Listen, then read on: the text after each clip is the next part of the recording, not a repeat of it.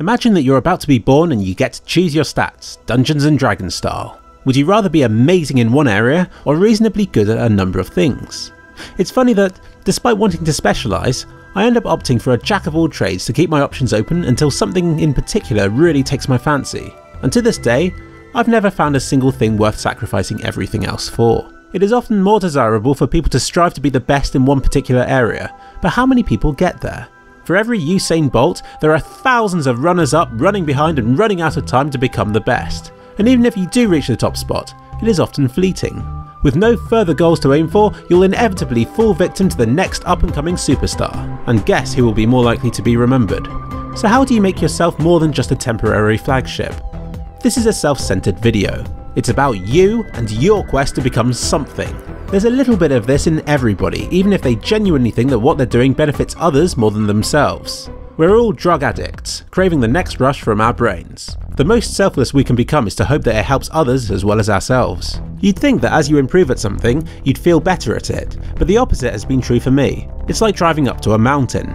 At first, it looks tiny, easy and smooth, as though you'd be able to conquer it before breakfast. But as you approach, you see how large, dangerous and jagged it really is. As I've learned about something, I've gained the experience to appreciate how difficult it is to master and just how much those at the top have sacrificed to get there, and to remain there. I'd go as far as to say that the better I've gotten at something, the less happy I've been.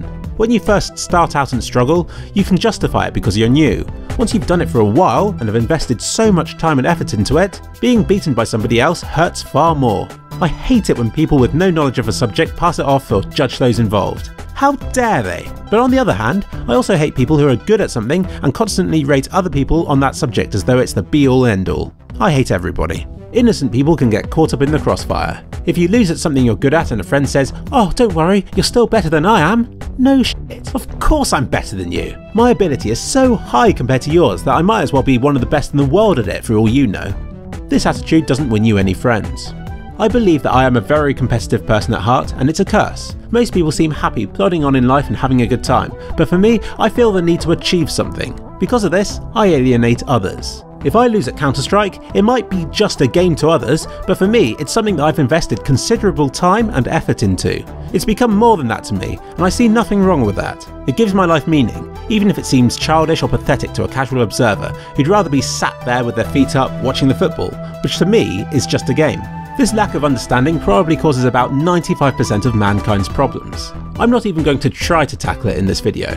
Juggling is perhaps the thing I've got closest to mastering, but I lost interest and stopped. People are quick to tell me that this is a mistake and that I'll regret it, but I disagree. I achieved my goals and I got out of there once I didn't deem the extra practice worthwhile anymore. I lived happily ever after. How many obsessions can claim that?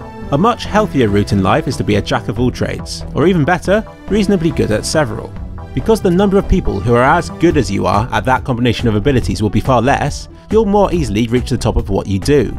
Let's pick CSGO as an example. You want to get popular on the scene. One way would be to become insanely good, to join a top team and to win a tournament. Fame awaits. But like I mentioned earlier, few get to that level. First place is everything, second means far less, and third, who even remembers third place? Most people are far below that, even if they invest everything into it. But say you're a charismatic, likeable person who knows a bit about video editing. You'll find success in Let's Plays even if you're rubbish at the game. If you're the sort of person who loves analysing numbers, you might come up with a mod that improves the game for others. If you write music and know 3D animation, you can become the best at making music videos for the game. By filling a niche, or better still, making one of your own, you'll get a lot more recognition than those who you'd think are more worthy than you are. I consider it a win-win. Why are people even playing the game to get better anymore?